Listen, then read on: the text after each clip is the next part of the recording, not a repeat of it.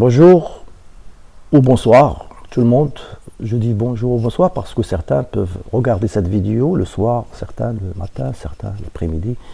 Mais j'espère que vous travaillez normalement, vous vous réveillez tôt comme d'habitude pour suivre ces séances et pour faire des exercices. Donc évitez de regarder cette vidéo sur votre téléphone et sans avoir de quoi noter, sans avoir de quoi faire des travaux pratiques.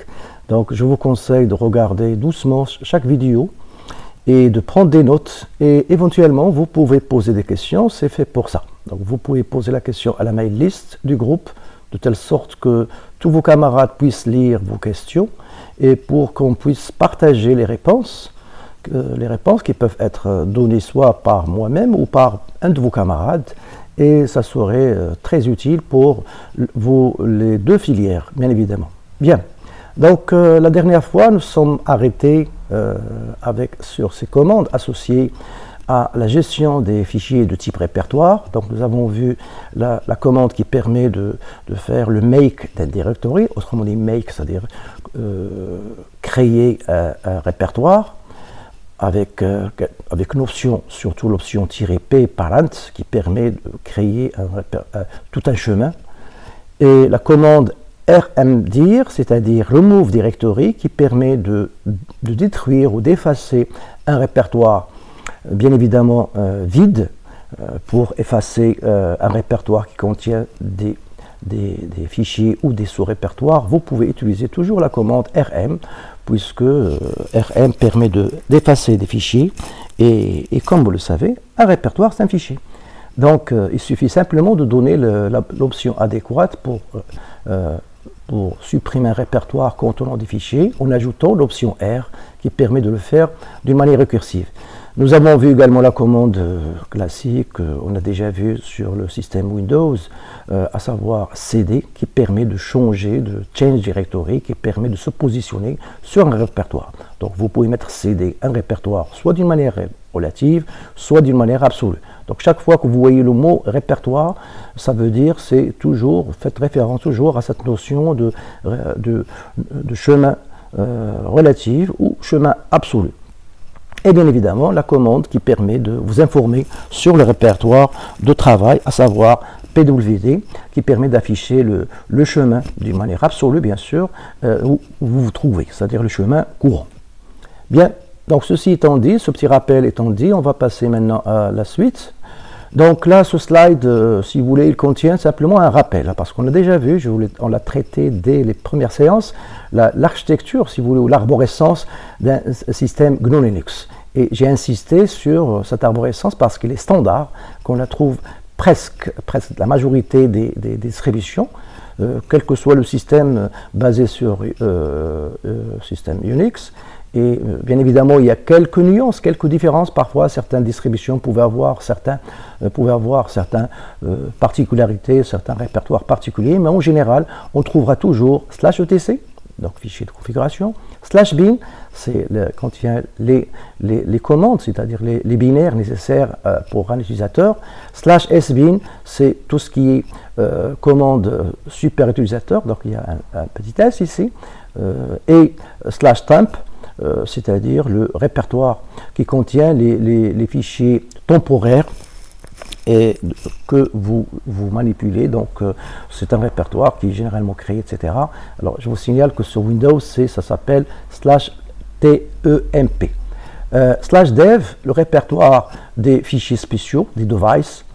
Donc là, c'est l'ensemble des devices que vous avez sur votre machine qui sont connectés, etc. Les terminaux, les disques, les clés USB, etc. etc. /var, c'est le répertoire qui contient pas son nom. Var, c'est variable. Ça contient un petit peu tous les fichiers qui varient. Les logs, les messages, enfin tous les fichiers qui varient, ainsi que leurs journaux.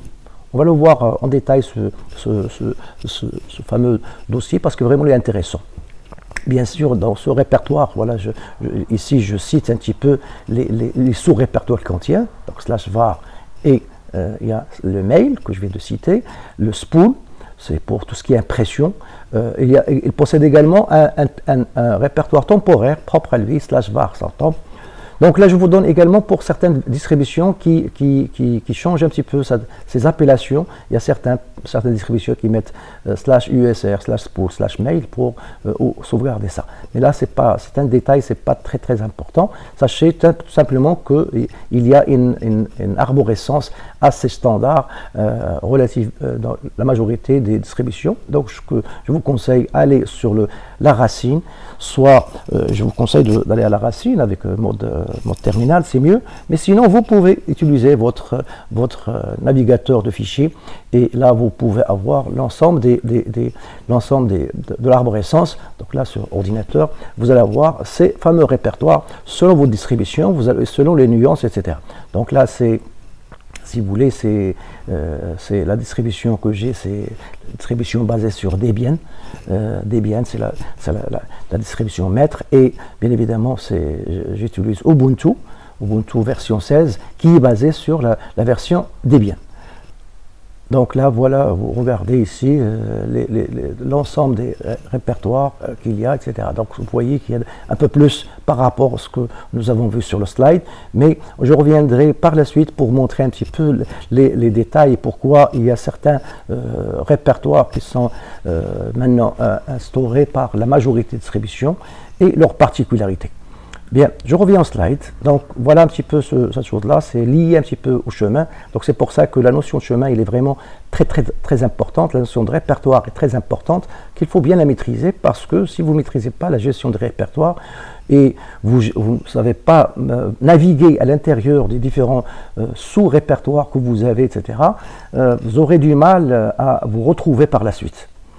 Bien, passons maintenant à un autre chapitre qui est très très important et qui fait partie de ces bases au niveau du système GNU Linux ou système Unix tout court, c'est ce qu'on appelle la génération de noms de fichiers. Alors, qu'est-ce que ça veut dire génération de noms? On sait qu'un fichier possède un nom, comme un fichier, quel que soit son type, répertoire ou fichier régulier, etc., il possède un nom. Mais nous avons vu qu'on peut faire référence à un fichier par des termes génériques. Générique, c'est-à-dire qu'on va ajouter des caractères spéciaux qui permettent de nommer, au lieu de nommer un fichier, mais de nommer plusieurs fichiers.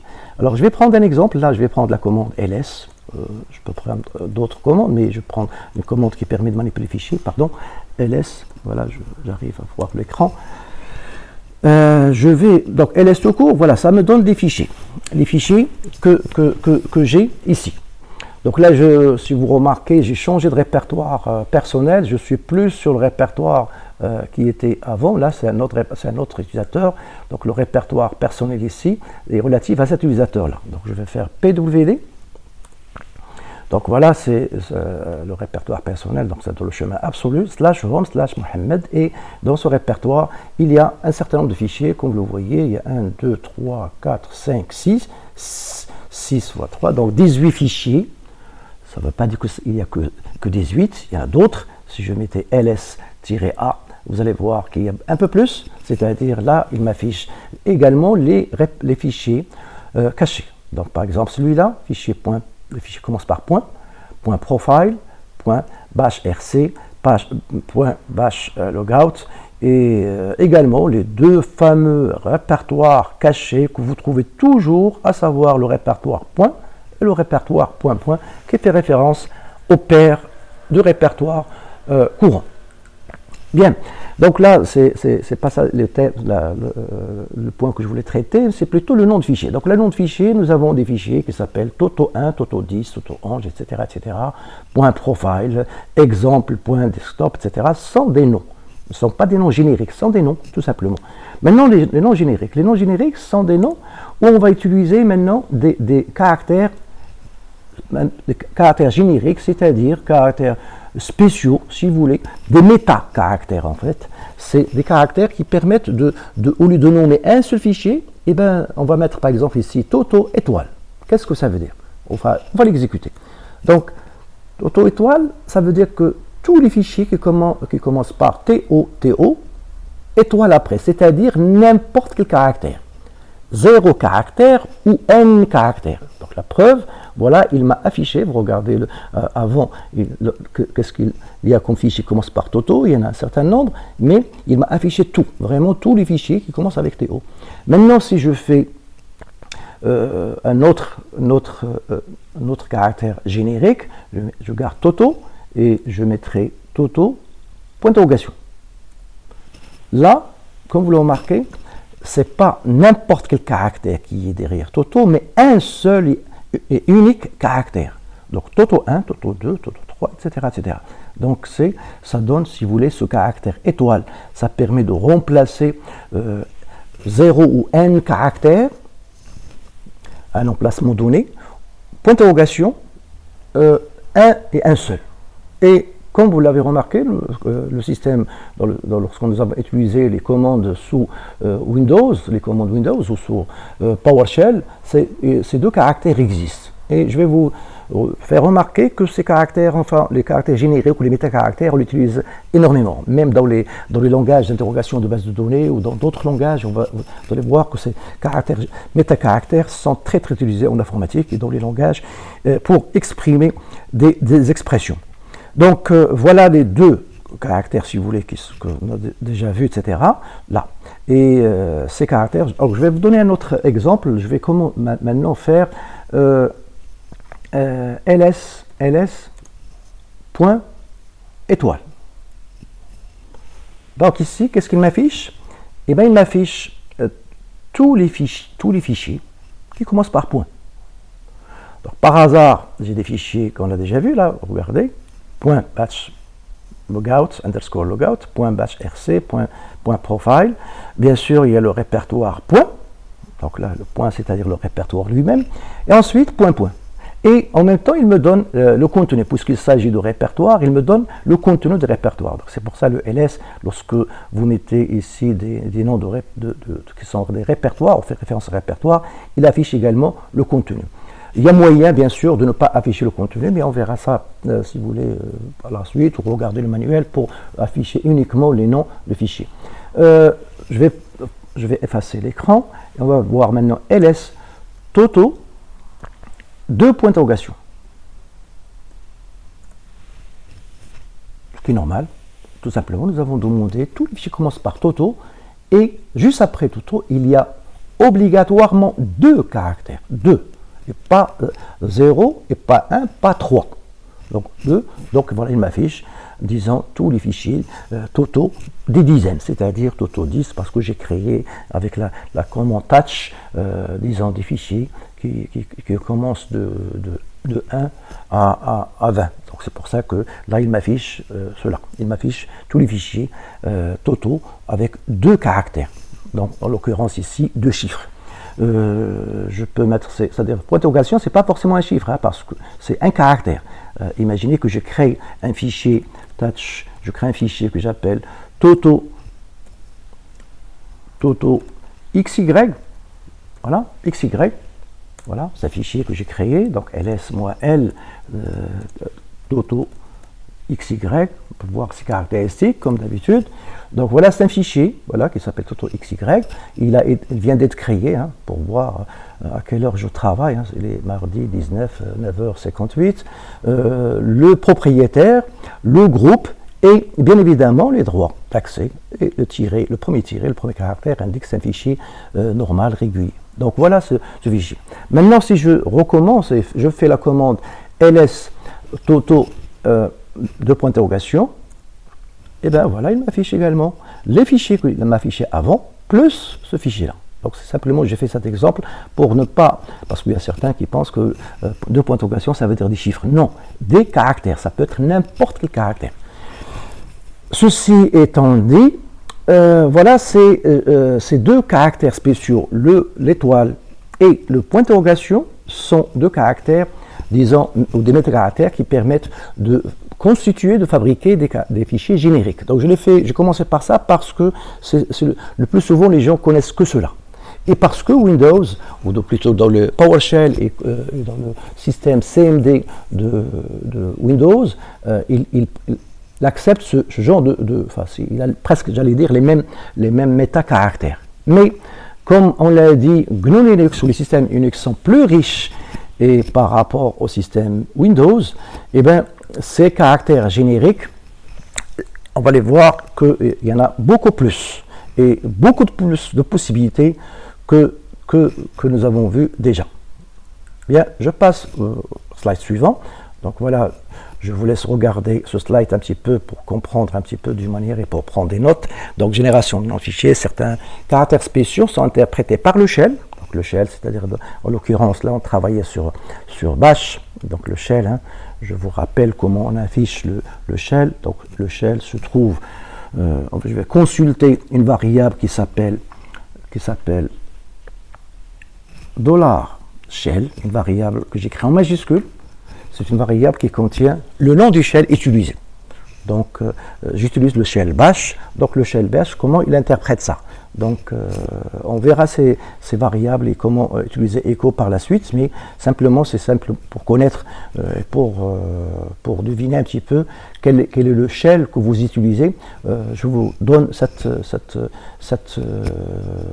possibilité-là, cette commande qui permet d'afficher. Sinon, il y a une autre qui permet d'afficher print env. Voilà, print env, c'est une commande, je recommence là, print env, c'est une commande qui permet d'afficher toutes les variables d'environnement. Donc voilà, il m'affiche shell, terme, l'user, c'est-à-dire là, il me rappelle qui travaille, etc. Là, ici, des caractères relatifs à cette variable lscolor, c'est-à-dire différents colors, etc. Ainsi que le répertoire du mail, le fameux path, on reviendra, c'est très, très, très important, cette variable-là, et son utilisation, c'est-à-dire voilà la variable qui contient tous les chemins que va utiliser mon système lorsqu'il va chercher, lorsque je demande de chercher, j'exécuter des commandes, la variable path. Bien sûr, il y a la langue, hein, vous remarquez ici la langue, j'utilise la langue avec ce code-là, UTF-8. Le répertoire personnel, /home, etc. Voilà, il me donne le répertoire personnel figé, c'est pas comme, c'est-à-dire, il dépend de l'utilisateur.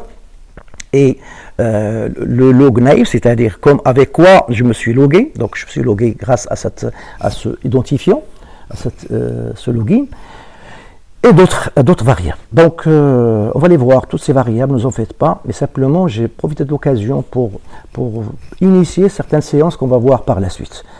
Donc voilà. Tout ça, c'est parce que, pour mettre les points sur les i, c'est pour montrer que je travaille avec le shell /bin/bash. Effaçons l'écran. Et revenons maintenant à nos slides.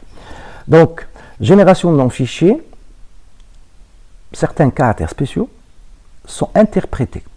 Donc, des caractères clavier, hein, interprétés par le shell et permet de décrire des noms de fichiers. Si vous voulez, c'est comme des jokers. Des jokers, c'est des caractères qu'on utilise pour nommer, au lieu de nommer un seul fichier, ça va nommer tout un ensemble de fichiers selon le caractère qu'on va utiliser, etc. Ce sont des métacaractères, c'est-à-dire des caractères utilisés pour décrire d'autres caractères. Waouh! Bien, ça vous paraît la phrase un peu compliquée, mais vous allez comprendre par la suite. Donc, passons à la suite, et avec des exemples, c'est encore mieux. Donc, pour le moment, pour générer des fichiers, nous avons utilisé ces deux. Donc, le caractère étoile et le caractère point d'interrogation. Donc, je rappelle, le caractère étoile signifie n'importe quel caractère, je veux ajouter plus, 0 ou n caractères, n ça peut être des 10, 15, 20 caractères. Point d'interrogation signifie n'importe quel caractère, j'ajouterai signifie n'importe, mais un caractère, un seul. Alors, je vais passer maintenant un petit peu, je vais exploiter une ressource publiée par nos amis de l'université Paris 8, je crois. Voilà, il s'agit de Paris 8. Et là, il y a des ressources, hein, toutes les universités publient des contenus, etc. Et je vais prendre cette petite page-là, que vous prendre le lien, je vous donne le lien. Hein, le lien, il est là. Je vais le noter tout à l'heure quelque part, ce lien-là, je le mettrai dans la description de la vidéo. Donc, métacaractères. Là, ça résume un petit peu ce que je disais. Les caractères dits jokers ou caractères ou métacaractères servent à référencer dans notre fichier. Donc, il y a étoile, une chaîne de caractères quelconque, même vide, donc 0 ou n caractères. Point d'interrogation, un caractère. Donc là, si vous remarquez, l'auteur a mis 1 en majuscule, un caractère quelconque. Et il y en a d'autres. Il y a d'autres moyens pour fabriquer, disons, ces caractères génériques et ces caractères qui sont interprétés par le shell. Alors là, ici, il donne des exemples. Étoile.c, tout simplement, c'est des programmes qui se terminent par C, etc. Étoile. Entre crochets, etc., etc., etc. Donc, bref, il y a des ressources sur ça, mais j'ai aimé cette façon de faire, c'est tout résumé. Vous pouvez prendre une image d'écran de cette chose-là et vous la gardez si vous voulez. Revenons maintenant au slide et on va voir les détails. Donc, étoile, point d'interrogation. D'autres caractères génériques, eh bien, il y a le crochet. Crochet, attention, ne pas confondre crochet avec accolade. Crochet, c'est ce caractère-là que vous avez sur votre clavier. Je ne vais pas vous dire où ça se trouve. Généralement, il faut faire un Alt, G quelque chose. C'est généralement sur les touches numériques. Ne me dites pas se trouve sur tel 7, 8, 9. Non, ça dépend des claviers. Désolé, évitez d'être lié à un clavier d'une certaine marque ou d'une certaine région du monde.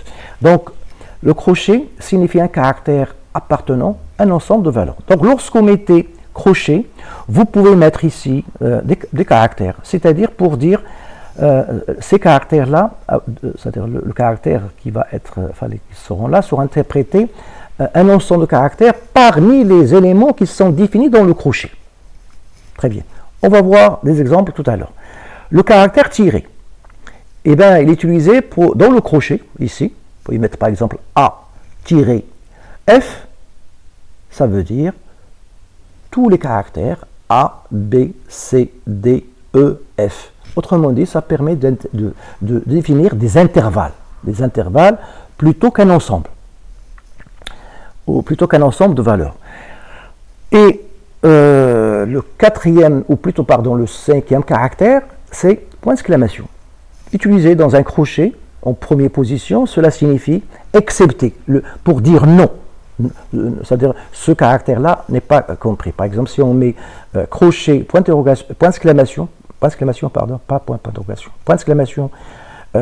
A-F, ça veut dire tous les caractères, sauf exception faite des caractères compris entre A et F. Autrement dit, sauf les caractères A, B, C, D, E, F. Bien.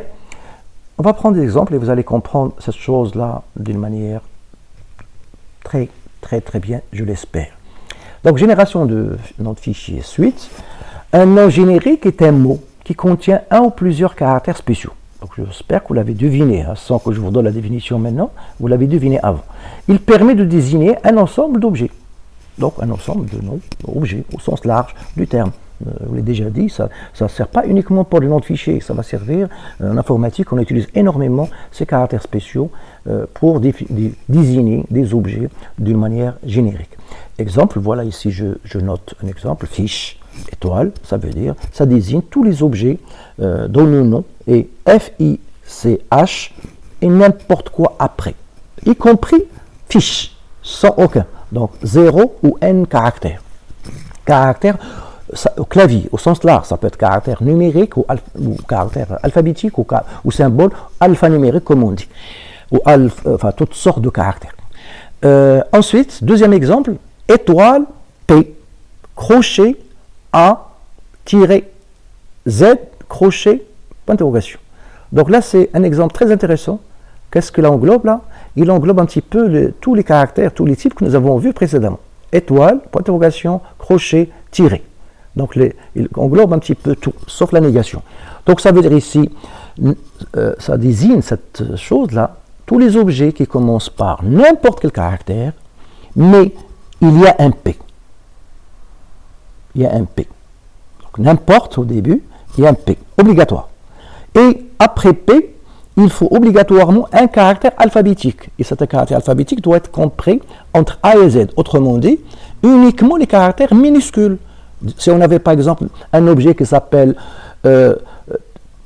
T, P, Z majuscule 4, il ne va pas être accepté, il ne va pas être dans ce masque-là parce qu'on a exigé il y a un petit p, n'importe quel caractère au début, un petit p et n'importe quel caractère alphabétique minuscule, attention, donc GNU Linux, il y a une grande différence entre minuscule et majuscule, à l'inverse d'autres systèmes tels que Windows qui mélangent les majuscules et les minuscules, et après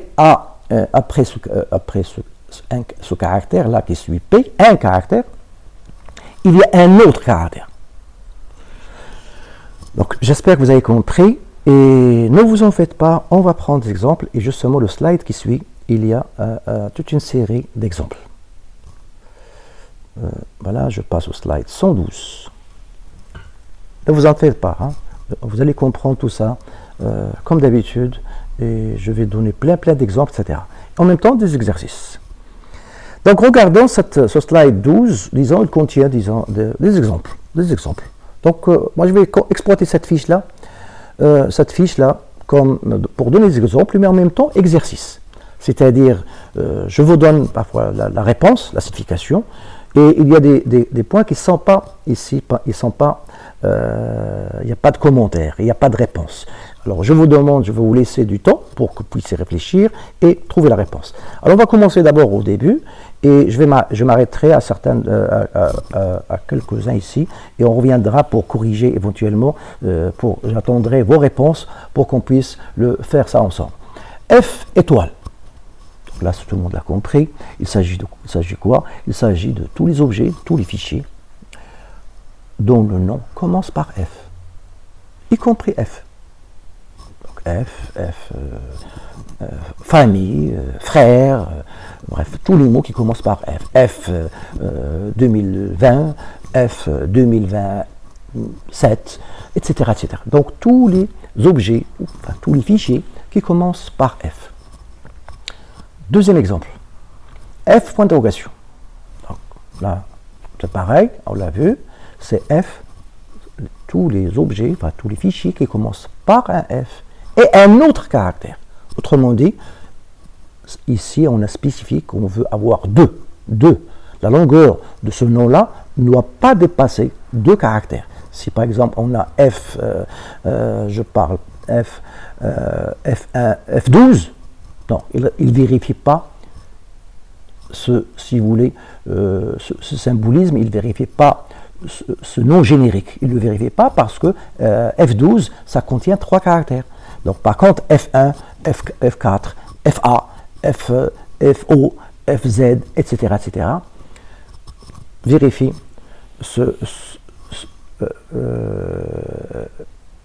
ce masque si vous voulez. Bien. Troisième exemple. F, entre crochets, 1, 2, X, Y. Je ne vais pas vous donner la réponse, mais regardez bien. Nous avons dit que crochet, ça permet de mettre à l'intérieur un groupe de caractères.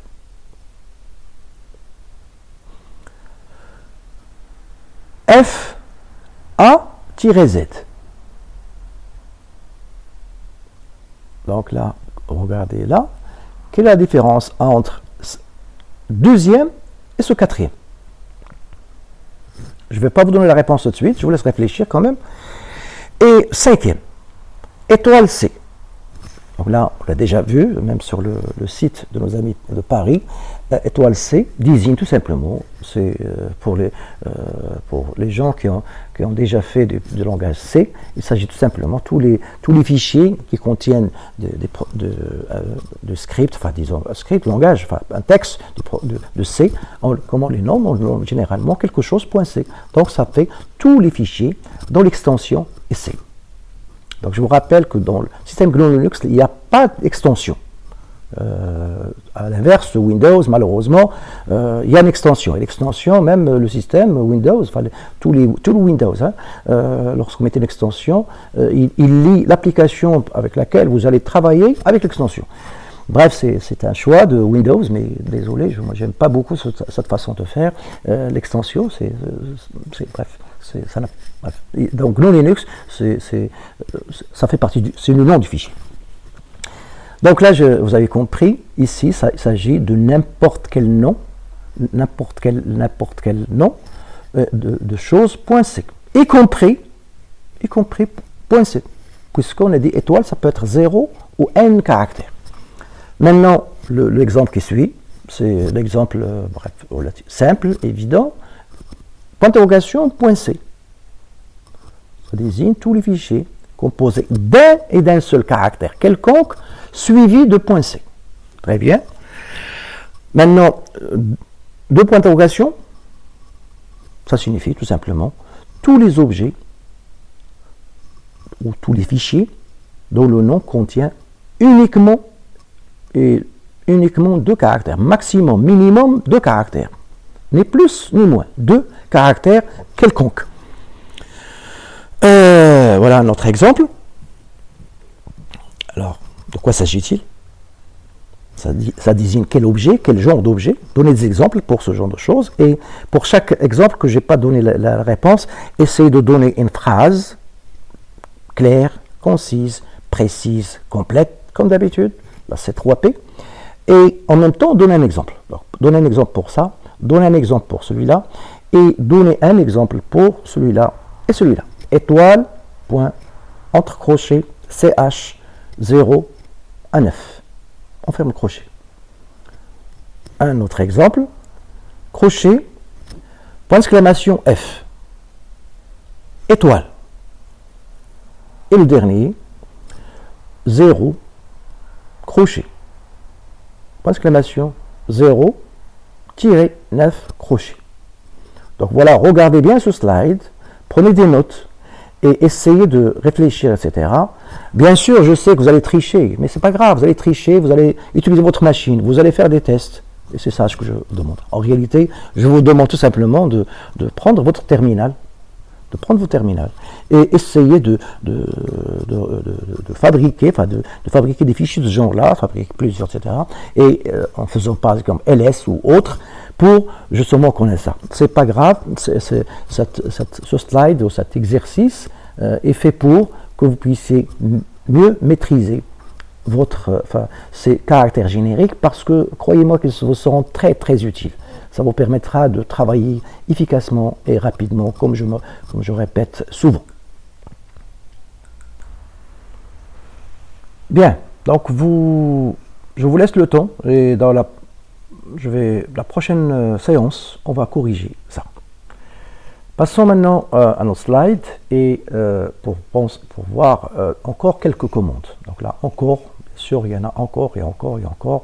Si vous regardez les documents que je vous ai déjà donnés, le help ou l'aide-mémoire, il y a la liste des commandes, et si vous regardez le site Wikipédia qui liste l'ensemble des commandes Linux, vous avez vu qu'il y en a un paquet. Donc on va voir un certain nombre de commandes. Et surtout, montrer un petit peu l'utilité avec la philosophie et l'architecture et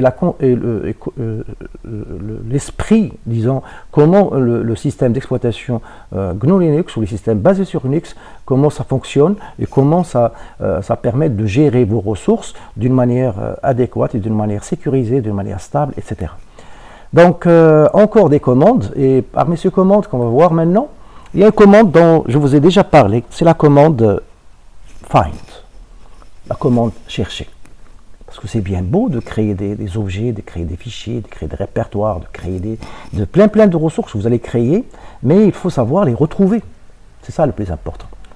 Si vous n'arrivez pas à trouver vos informations, parce que il faut penser, d'ici, je ne sais pas, d'ici 1 an, 2 ans, 3 ans, vous allez avoir dans votre machine, dans votre serveur, plein de ressources, et parfois vous avez envie de chercher ces ressources-là, ces fichiers, quelle que soit leur nature, que ce soit des fichiers, des programmes, des scripts, des fichiers HTML, des fichiers de toutes sortes, des documents, des fichiers de type tableur, des fichiers, des bases de données, bref, de toutes sortes.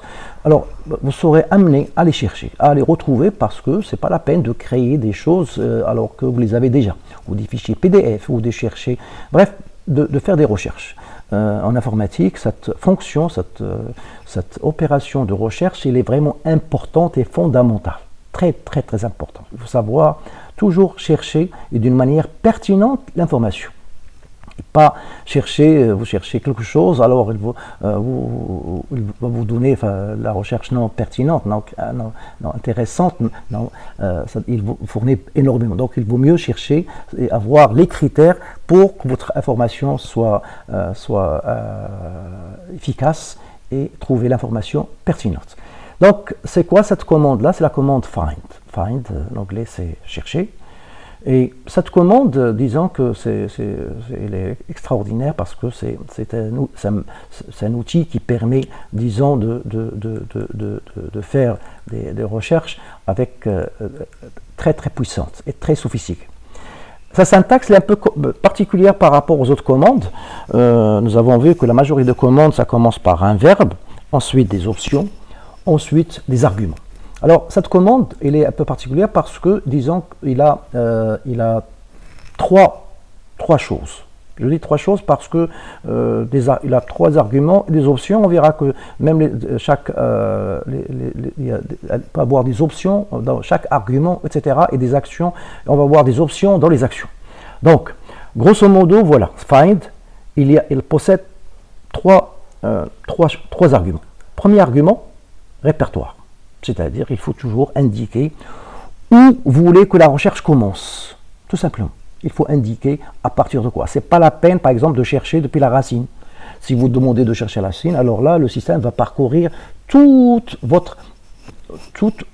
vos partitions, j'allais dire, ou plutôt tous les répertoires qui sont liés à la racine. Ça peut demander parfois des heures et des heures, même, je peux dire, même ça peut demander des jours. Parfois, si vous faites des recherches et vous avez des unités ou des partitions qui contiennent des terras. Après avoir indiqué le répertoire à partir duquel vous allez faire la recherche, on va mettre le deuxième argument, si vous voulez, c'est les critères de recherche. C'est-à-dire, vous allez donner des informations sur les objets cherchés. Ces critères de recherche, c'est-à-dire comment ils sont. Vous donnez des informations sur les choses, sur la taille, sur le nom, sur plein de critères pour que l'information aboutisse selon vos besoins. Et ensuite, cette commande find possède également comme argument une action. Qu'est-ce que vous voulez faire de cette chose-là? Trouver cet objet que vous cherchez, ce fichier que vous cherchez, ce répertoire que vous cherchez, ou autre, qu'est-ce que vous voulez en faire? Vous voulez l'afficher, vous voulez le supprimer, vous le déplacer, vous pouvez faire ce que vous voulez avec les choses que vous cherchez. Donc voilà la syntaxe, si vous voulez, la syntaxe globale de cette fameuse commande chercher. Donc vous lisez ici, je vais vous lire le slide, find, parcours, une arborescence en sélectionnant des fichiers au sens large, selon des critères de recherche, et en exécutant des actions sur chaque fichier sélectionné. Donc voilà, ça résume un petit peu tout ce que je viens de raconter. Exemple. Donc la meilleure façon de comprendre n'importe quelle commande, c'est bien sûr de comprendre sa philosophie, mais avec des exemples, c'est encore mieux. Donc là, le dollar, c'est pour dire le prompt, c'est le prompt, c'est-à-dire que voilà, le système, ici, j'ai devant mon terminal, et j'exécute la commande. Donc là, attention à la syntaxe, il y a toujours après la commande, les arguments, ils sont toujours séparés, et les options sont toujours séparées par au moins un séparateur, un espace, un ou plusieurs espaces. Donc je vous lis cette commande-là, je vais la lire en français. Trouver dans le répertoire home, /home/yassin/c, à partir de ce répertoire-là, dans cette arborescence-là, tous les objets ayant comme nom le nom agenda. Et vous allez, l'action, c'est quoi? C'est afficher le nom des objets, tout simplement. Donc, find, c'est-à-dire on indique le répertoire à partir de la recherche va se faire. Le critère, c'est que le critère ici est très simple, c'est simplement que le nom soit agenda. On aurait dû faire des choses beaucoup plus complexes. Faire le nom et la taille, ou la date d'accès. Bref, il y a pas mal de critères, etc. certains l'ont déjà compris, ils ont passé, je pense que certains d'entre vous vont passer rapidement voir le fameux man find au niveau terminal. Et ce que je vous conseille de faire, c'est-à-dire, voilà, je l'ai déjà ouvert, vous faites man find et vous allez avoir un petit peu ce manuel qui va vous aider, etc.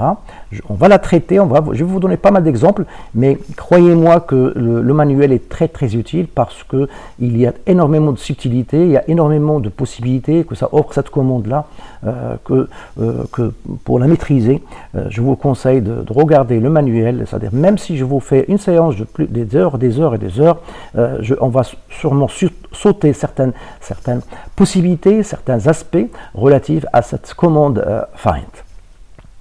Et comme vous le savez, vous êtes censé vous retrouver parce qu'un informaticien a toujours besoin, il revient toujours à la documentation pour maîtriser. Il n'y a aucun informaticien, à mon avis, qui maîtrise une commande, une commande sur ce genre-là, parfaitement, avec toutes ses subtilités, avec toutes les possibilités que ça peut offrir. Voilà, je peux faire un exemple, si vous voulez, ici. Je vais faire find, je vais la faire parce que cet exemple-là, c'est intéressant. Ça va montrer quelques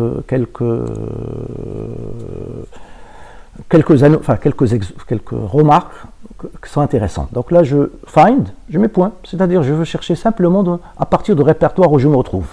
Le point, c'est un répertoire. Et je vais utiliser pareil, le nom, name, Toto, étoile. Ou plutôt, on va tester ça. Je ne l'ai pas fait, croyez-moi que je ne l'ai pas fait, cette commande, je ne l'ai pas préparée avant, mais on va voir ce que ça va donner. Alors, find.name, Toto, il n'a pas aimé. Je vais enlever ces points, c'est-à-dire ces caractères génériques. On va mettre un entier, 11. Bref, on reviendra pourquoi, on va trouver l'explication pourquoi il n'a pas accepté ces noms génériques Toto, point d'interrogation, point d'interrogation. Là, il me dit le chemin doit précéder l'expression Toto, etc. Utilisation find, il fallait que j'utilise une option ici, et etc. Ensuite chemin, ensuite expression. Donc j'ai probablement oublié de ignorer certaines options qu'il faut mettre ici pour pouvoir utiliser cette expression ici, Toto, de point d'interrogation. Maintenant, je vais changer cette commande-là et je vais chercher, ici, au lieu de chercher uniquement, là je vais faire la chose que souvent vous allez faire, malheureusement, vous allez chercher à partir de la racine, c'est-à-dire je vais chercher dans toute l'arborescence de mon système d'exploitation de ma machine. Alors là, qu'est-ce qu'on remarque? Que là, il commence à me sortir énormément de messages. Je vais monter, je monte. Voilà, donc là, la commande a démarré là, find. Et là, qu'est-ce qu'il me dit? Vous allez voir ce genre d'informations, ce genre de réponses. Alors, évitez de les zapper. C'est chaque fois que vous faites une commande, regardez, lisez doucement la réponse de votre shell, votre système. Il vous répond, il vous dit, voilà ce que j'ai fait, voilà ce que j'ai pas pu faire. Et là, ce que vous remarquez, permission accordée. Pourquoi? Parce que je suis ici en tant qu'utilisateur normal, c'est cet utilisateur-là qui utilise la machine, c'est l'utilisateur normal, je l'ai utilisé d'une manière normale, cet utilisateur n'a pas tous les droits, c'est pas un super utilisateur, donc par conséquent, il y a certains répertoires, par exemple celui-là, /temp, /system, etc., il n'a pas la permission pour y accéder. Il n'a pas le droit, il n'a pas le fameux X relatif à ce répertoire, le X relatif à cet utilisateur, c'est-à-dire il est considéré comme other par rapport au propriétaire de ça au groupe, donc il ne pouvait pas accéder. Si je regarde la même chose, ce répertoire temp, gnome, etc., pas de permission. Donc vous regardez que j'ai énormément de réponses de système, je descends, et le système il cherche encore. Regardez le curseur, j'ai ici plein, parce que le find est parti chercher dans tous les répertoires et sous-répertoires depuis la racine, et chaque fois, il vérifie la permission, et on ne peut pas accéder à des choses, on ne peut pas chercher dans des coins dont on n'est pas censé y être et dont on n'a pas le droit de le faire. C'est un des intérêts du système GNU/Linux, c'est que les sécuriser, même pour chercher de l'information. C'est-à-dire que puisque je n'ai pas le droit de chercher, j'ai pas le droit, d'accéder à ces sources-là, et bien évidemment, je ne peux pas y aller. Alors, je vais l'exécuter. Maintenant, je vais effacer l'écran, CTRL-L comme d'habitude, et je vais exécuter ça, je vais le rappeler avec la flèche du haut, et je vais écrire ici, je vais l'utiliser en se mettant en switchant sudo superuser-do, donc je demande au superutilisateur d'exécuter cette commande-là, et je vais l'exécuter maintenant. Il va me demander bien sûr le mot de passe comme d'habitude. Je donne le mot de passe. C'est un mot de passe qui contient des majuscules, des minuscules, des chiffres et des caractères spéciaux. Retenez bien ça. Et le système maintenant, il va chercher. Alors, à l'inverse de tout à l'heure, il m'a sorti beaucoup de messages avec des erreurs, avec de permissions, etc. Là, il n'y a plus de raison, parce que la majorité des messages, là, c'était dû à... J'avais pas le droit de voir, d'accéder à certains répertoires, à certains chemins. Donc là, il est en train de chercher. Donc là, ça prend du temps. Donc ce que je vous ai déjà dit, c'est une chose à éviter. Généralement, ce genre de recherche. Pourquoi? Parce que je lui demande de chercher dans toute l'arborescence. Donc, si par exemple ma partition fait 500 gigas, j'ai une seule partition. Ou bref, il va chercher partout. Il va chercher partout, et ça va me prendre du temps. Donc voilà, bref, ma partition ne fait pas 500 gigas, il fait moins. Donc il a quand même, ma machine n'est pas très performante, mais malgré tout, il m'a répondu, il m'a dit que find, il a regardé un répertoire qui GVFS, qui se trouve dans 1000, qui se trouve dans user, qui se trouve dans le répertoire /ran, permission non accordée, et il m'a répondu après, et bien voilà le fichier Toto 11, il se trouve dans le répertoire Mohammed dans Home. Autrement dit, comme vous le savez tout à l'heure, le fichier se trouve tout simplement ici. C'est pour ça que j'ai pas mis on va prendre d'autres exemples par la suite en mélangeant des critères, mais voilà, mon fichier se trouve là. Il est là, comme vous pouvez le deviner, on l'a déjà vu, ce fichier là. Il se trouve donc dans le répertoire personnel où je suis, et il s'appelle Toto.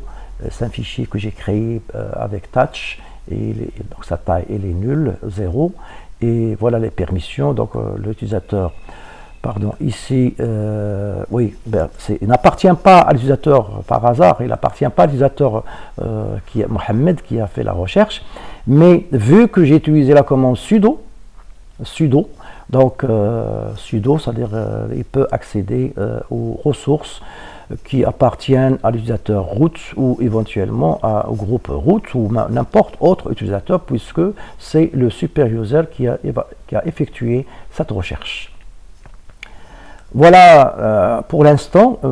On va revenir on va détailler cette commande par la suite. Enfin, je vous donnerai détailler, vous donner les éléments clés importantes, les éléments clés importants, de cette commande, pour que vous puissiez l'utiliser d'une manière efficace et tirer le mieux de cette chose, parce qu'il est vraiment nécessaire pour vous par la suite, pour vos développements, pour vous en tant qu'administrateur système ou réseau. Donc c'est vraiment nécessaire et utile pour vous.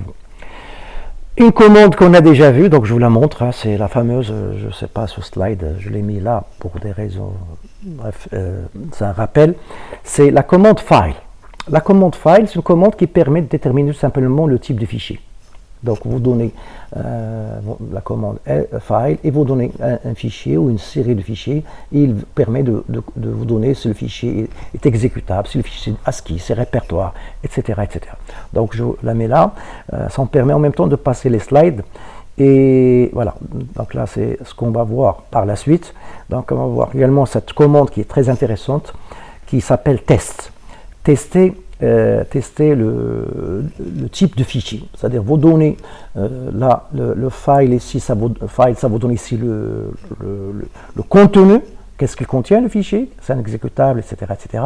À l'inverse, une commande qu'on va voir la prochaine vidéo, prochaine séance, ça va nous indiquer de quel type s'agit-il. Est-ce que c'est un fichier régulier? Est-ce que c'est un fichier répertoire? Est-ce que c'est un fichier autorisé pour l'écriture, pour la lecture, l'exécution, la taille, est-ce qu'il a une taille, est-ce qu'il est vide, etc., etc. Et on verra comment utiliser cette commande test avec ces options bien sûr, et avec ces options qui sont ici, et on verra comment on va interpréter les réponses. C'est surtout ça, comment interpréter les réponses, parce que ce genre de commandes, on va les utiliser dans des scripts, on va les utiliser dans des programmes, on va les utiliser lorsque vous allez programmer avec votre shell ou avec un des shells, etc. Il vous sera très très utile et très intéressante pour faire de la programmation grâce au langage Bash que nous sommes en train d'étudier, mais d'une manière autonome, d'une manière interprétée par la suite. Voilà, bien sûr, on verra par la suite une masque. J'ai reçu une question, disons, certaines questions de vos camarades. Je vais essayer de les regrouper et de répondre autant après, lorsque j'estime qu'on a assez passé par pas mal de choses, et les regrouper par catégorie et de vous répondre sur ces questions. Bien évidemment, il y a certaines questions que j'ai pu répondre directement sur la vidéo, sur les commentaires, mais pour les questions qui ont été posées par la mail list ou posées autrement, je vais essayer de les regrouper, les traiter ultérieurement. Bien, sur ce, je vous remercie, je vous dis travaillez bien, mais surtout, restez chez vous. Restez chez vous, évitez d'être en contact avec des personnes que vous ne connaissez pas, etc., parce que il y a un risque. Donc, restez chez vous, travaillez normalement, comme si c'est un cours normal que vous allez à l'école. Donc, par chance, vous n'allez pas faire le déplacement, vous êtes à la maison et vous allez travailler régulièrement, normalement. Prenez toujours, lorsque vous ouvrez votre PC, votre machine, et prenez des notes à côté et travaillez normalement. Prenez un petit thé devant vous, chose que vous n'avez pas à l'école, un verre de thé ou un verre de café ou une tasse de café, etc. Mais surtout, restez chez vous, parce que c'est très important, cette directive des autorités sanitaires, il faut qu'on la respecte en tant que citoyen. Merci beaucoup et à la prochaine.